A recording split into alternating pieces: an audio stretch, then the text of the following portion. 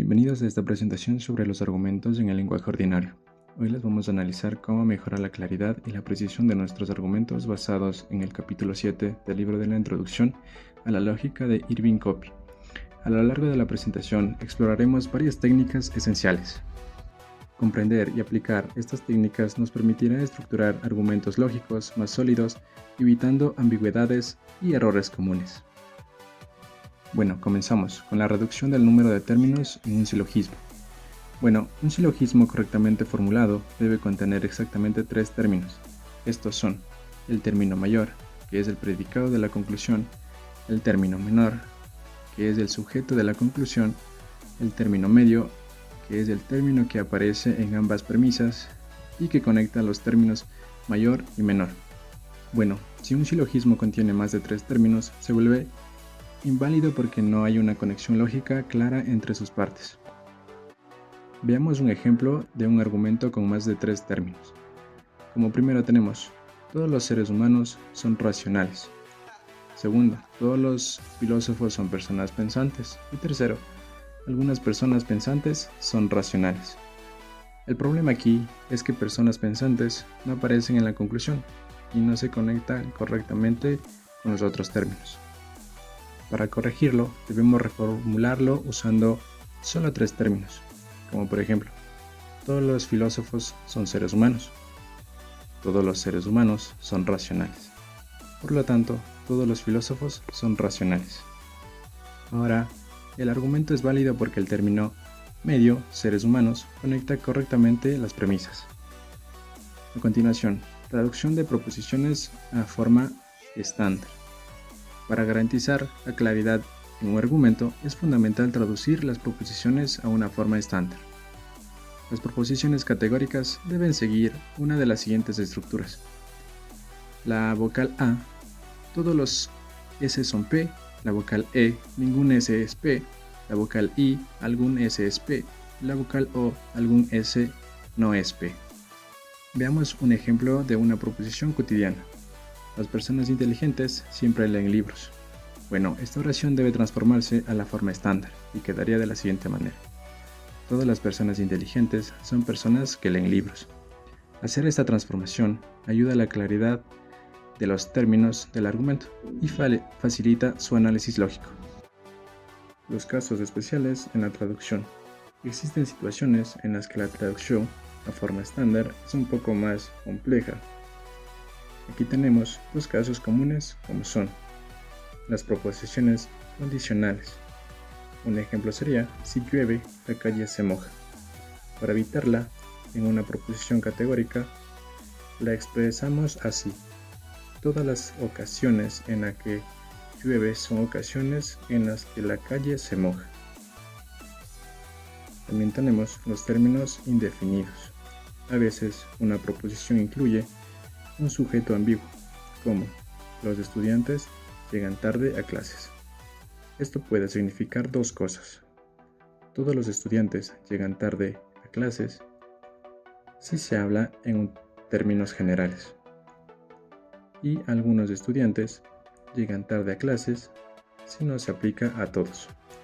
Bueno, es importante identificar correctamente la intención del hablante para evitar confusiones y hacer una traducción precisa. La traducción uniforme.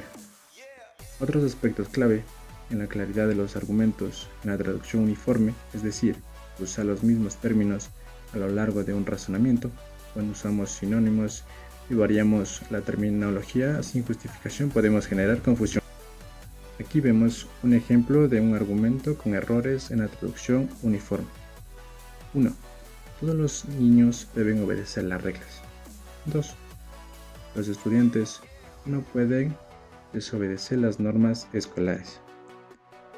Aquí el problema es que las reglas y normas escolares pueden interpretarse como cosas diferentes cuando en realidad estamos hablando de lo mismo. Bueno, la versión corregida sería: todos los niños deben obedecer las normas escolares y los estudiantes no pueden desobedecer las normas escolares.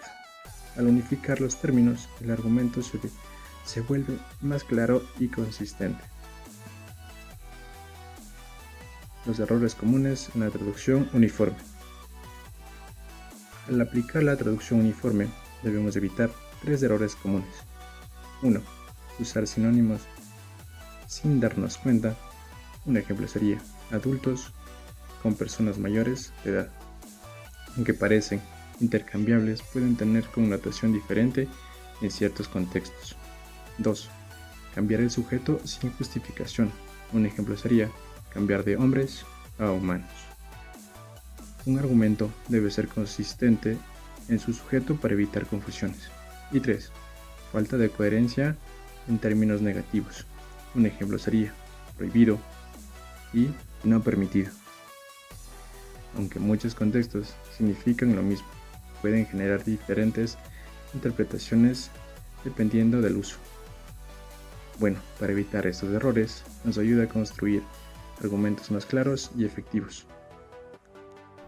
Bueno, en este caso yo les voy a hablar de entimemas y empezamos. ¿Qué es un entimema? Un entimema es un tipo de silogismo en el que una de las premisas se omite porque se considera evidente o conocida por el público. Se usa mucho en la vida cotidiana y en la retórica, porque hace los argumentos más fluidos y persuasivos. Por ejemplo, como vemos aquí tenemos un ejemplo donde dice: todos los nativos de Estados Unidos son ciudadanos. Juan es de Estados Unidos, por lo tanto, Juan es un ciudadano. También existen entimemas de primer orden, segundo orden y tercer orden. Por ejemplo, en primer orden, como hombre que es Sócrates es mortal. En este caso se ha omitido la premisa mayor: todos los hombres son mortales. Entimema de segundo orden: todos los hombres son mortales, por tanto Sócrates es mortal. En este caso se ha omitido la premisa menor: Sócrates es hombre. Entimema de tercer orden: solo un hombre es capaz de mentir y yo miento, por eso soy hombre. Les voy a hablar de Sórites. ¿Qué es un Sórites? El Sórites es una cadena de silogismos encadenados en los que la conclusión de uno se convierte en la premisa del siguiente. Se usa mucho en debates y discursos filosóficos. Por ejemplo, todos los diplomáticos son cuidadosos. Algunos funcionarios de gobierno son diplomáticos. Por tanto, algunos funcionarios de gobierno son cuidadosos. Todos los funcionarios de gobierno son personajes públicos. Por lo tanto, en conclusión, algunos personajes públicos son cuidadosos. Cada premisa se encadena con la siguiente hasta llegar a la conclusión. También les voy a hablar de silogismo disyuntivo e hipotético. Este silogismo es una premisa disyuntiva, una oración con o, donde se presenta dos opciones. Si una opción es falsa, la otra debe ser verdadera. Empecemos. ¿Qué es una premisa disyuntiva?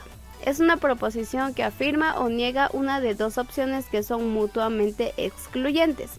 Por ejemplo, o bien Fido se fue de la casa o fue atropellado por un carro. Aquí se utiliza, digamos, Fido no se fue de la casa. Por lo tanto, Fido fue atropellado por un carro. Eso sería una respuesta verdadera. Otra, para darle un resultado negativo, por ejemplo, o bien Fido se fue de la casa o fue atropellado por un carro. Fido se fue de la casa, por lo tanto Fido no fue atropellado. Eso sería negativo, o sea que no pasó. Ahora les voy a hablar de silogismos hipotéticos. Este tipo de silogismo condicional contiene dos proposiciones constitutivas. La que sigue al sí es el antecedente y la que al entonces es el consecuente. Por ejemplo, si el primer nativo es político, entonces miente. Si miente, entonces niega que es político. Por lo tanto, si el primer nativo es un político, entonces niega que es un político. Ahí encontramos lo que es el sí y el entonces. También existe el silogismo hipotético mixto. ¿Qué es el silogismo hipotético mixto?